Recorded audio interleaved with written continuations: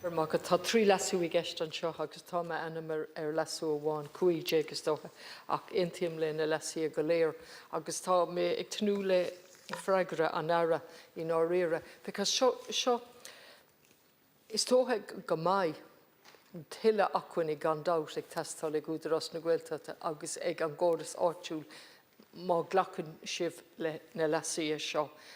Sin an rud is bunúsaí atá ag testal, cos tá aspa fórne gceist. Ach an rud atá ag gceist an seo tá se leige más na lasíthe go mbeidh inniucha nó stratéisi gceist cuasaí títhíochta agus gá pránach lei sin ó híomh bunagar chumarsáide agus bunagar séiricas agus isce.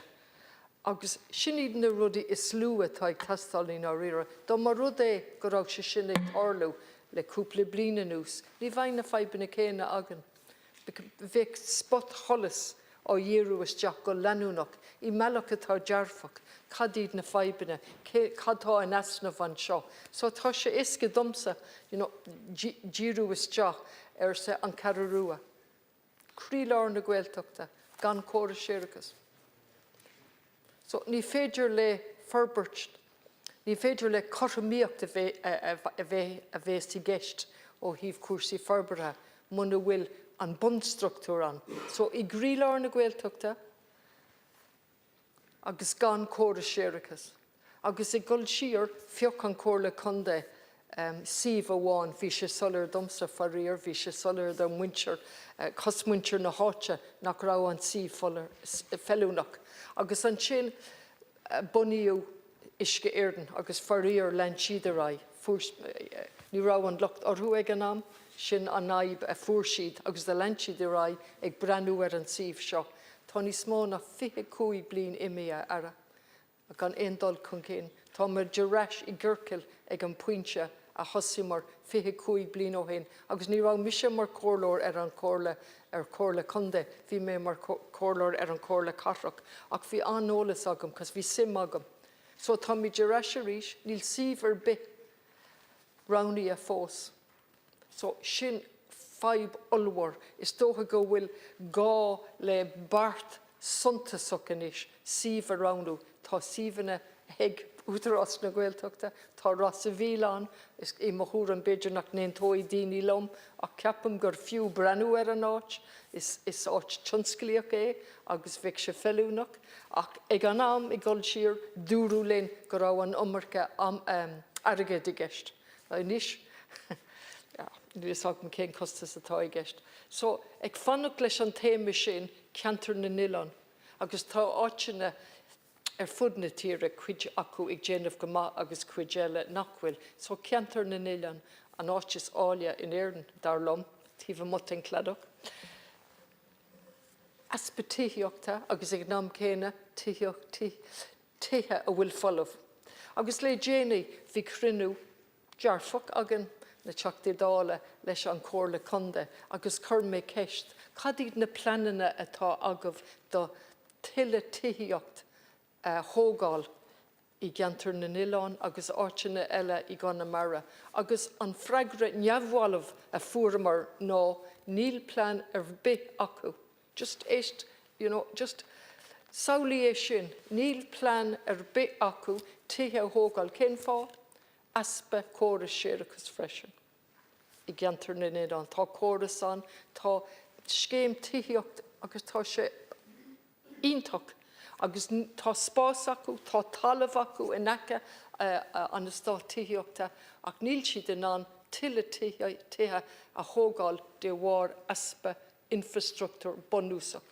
So tá muid de cant, hui mé timpeallaí ggurcail ag ráfií an creimú leanúnach atá ag gáil a ráis na Gaeltachtaí.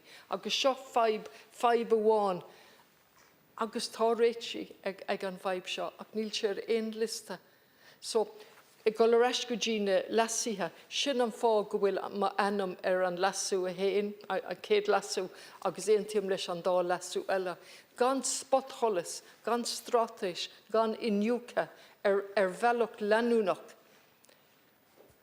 Titin na rudaí tábhachtach seo ar latíomh, agus leanana chorus áitiúil le rai. Agus is tócha ní nára, agus tó aspetiscin a ríis nó an rud a bhí rá acu, ní léon phlean agan. Gan a rá, tá gála plan ach seo í an aib, agus tá muid ag deanghfuil leis an rain go leanúnach chun réite go áil. Ní hé sin ach just níl plan ar bith agan. So, tá mise bútha faoi aspa choramíochta go hárid sa daund atá in Nniuán go bhfuil gá le forbairt atá choram ar fud na tíre agus í cahar na Gaillimhe agus ó cahar na Gaillimhe mé héin atá sagad agus bródú las ach tá gá le choramíocht maidir le Connemara agus na háiteanna eile agus tá neart deisina an ach go bháin ag brenn ar an gararúa an rud ba bhunúsaí an chóras séireachas a thógáil. Síomh a ahans agus an chóras séigeal agus an sin is tá tííochta agus simúl golóir agus crígnóime an túrascáil ón comisiún tííochta. Bhí cabbagil Harbh simúl acu faoi cuasaí tííochta faoin tua. Agus ní ruairt siad go raibh sé míceart tithe éonar a thógáil. De luas siad réití éagsúla chu mat le stát beaga ach dar lo is féidir tithe éonar a thógáil freisin ach í meallach atá inmharana. So tá gá le na lesaí seo agus na rudaí atá an ach tá mé grá go peibli ba gá le tuile achfuinní ag na hagrisí ar an talamh gur mágad. Tá búlú le údarás na Gaeltachta. De réir mar a hiigim tá banú ar an talamh ag leir a cruinní a leat ó tá nó agus just tá tú sásta búlú láthas docha. Tá neart ebre déanta acu agus agric déile. Agus an sin ó híomh de rain héin, de réir mar a hiigim tá cuacht ag do rain faoi acht. Agus choú dearach leis ní dearach ach ní lean siad a raid alta ní de ach na tithe Gaeltach leasú 2001. So ach na tithe Gaeltach leasú 2001. So bhí tá cuacht a gibh scéimena a dhéanamh chun Jontas nó cúnamh airgeadais eile a láthair do gcuine faoi cóir an costas a gabhain le teach cónaithe sa Gaeltacht a thógáil nó a ausú.